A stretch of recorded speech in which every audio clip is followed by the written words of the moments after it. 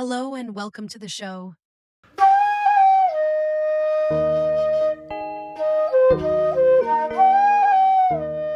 अस्माकं तु विशिष्टा यत्तान्निबो द्विजोत्तम नायका मम सैन्यस्य संज्ञार्थं तान् ब्रवीमि. Today, we're really zeroing in on a single verse from the Bhagavad Gita, chapter 1, verse 7. Yeah, it's quite something, just one verse. But it really opens a window onto Duryodhana right at this critical moment. Right, because the context is huge here. We're talking about the Kurukshetra battlefield. The armies are literally lined up, ready to go. The tension must have been unbelievable. And this is before any fighting starts, before the famous scene with Arjuna and Krishna in the chariot. Exactly. And Duryodhana, leader of the Kauravas, he's talking to his teacher, Dronacharya.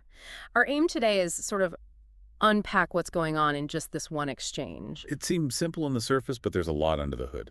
Okay, so maybe you could recite the verse first. The translation, I mean. Sure. The standard translation goes something like, "But, O best of the twice-born Brahmins, let me tell you about the outstanding leaders of our army, for your information." For your information, that part always jumps out at me. Me too. Gotcha. Well, it's not exactly asking for advice, is it? Not at all.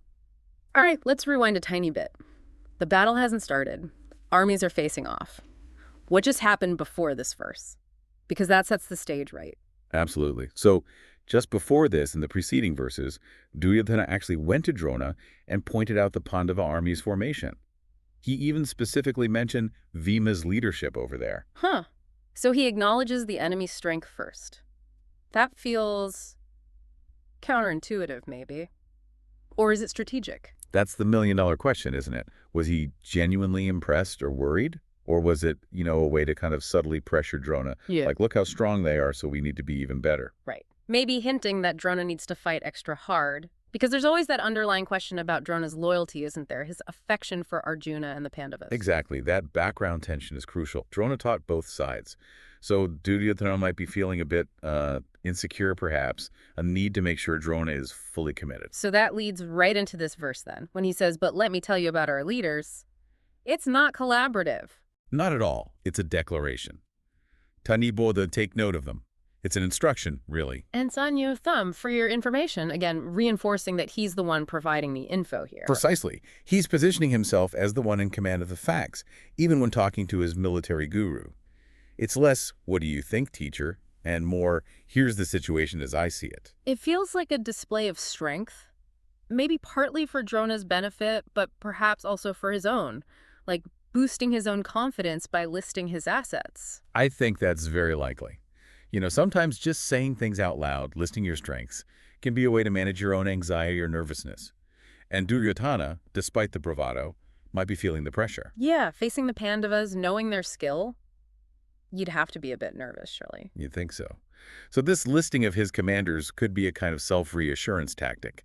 Look at all these powerful warriors I have. Okay, let's dig into some of the specific words here. You mentioned a couple already. What about the very start? Asmakat tu? Right. Asmaka means our or ours.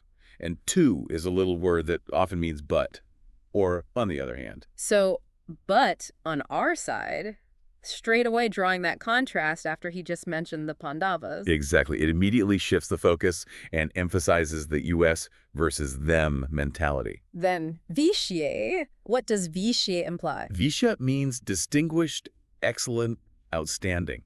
So he's not just talking about any leaders, he's highlighting the elite, the best ones. Pushing that idea of quality and strength on his side. Definitely. And then Tannibhota, know them or take note of them.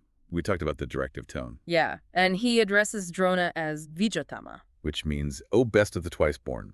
Bija refers to the twice-born caste, primarily Brahmins, Kshatriyas, Vaishyas, and Uttama means best or highest.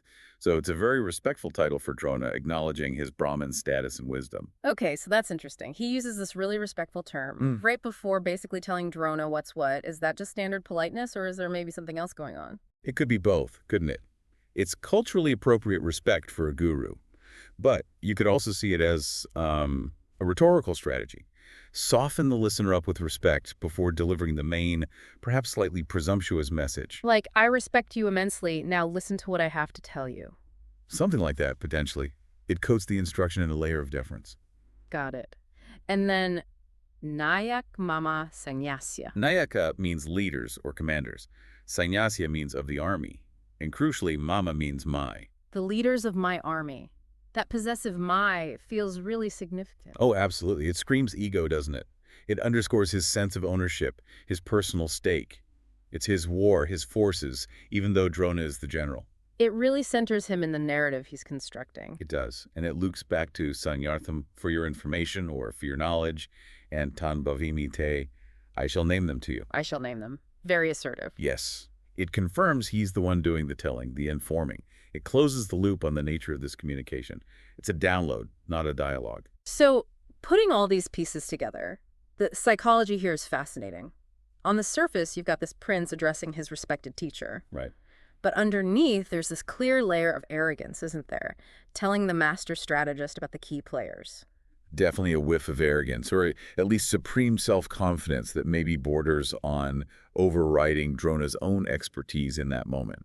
But then, as we discussed, maybe it's not all confidence. There's that potential insecurity lurking there, too. The need to list the warriors, the slight jab about Pandava's strength beforehand. Exactly. It's like the boasting might be a cover. The louder the declaration of strength, perhaps the deeper the underlying anxiety about the actual challenge ahead. He needs to convince Drona, but maybe himself first and foremost. And it functions as a subtle nudge, doesn't it? A reminder to Drona. Look at the power assembled here. This is the side to be loyal to. This is the side that can win. Precisely. It's a subtle, maybe even unconscious attempt at manipulation or reinforcement.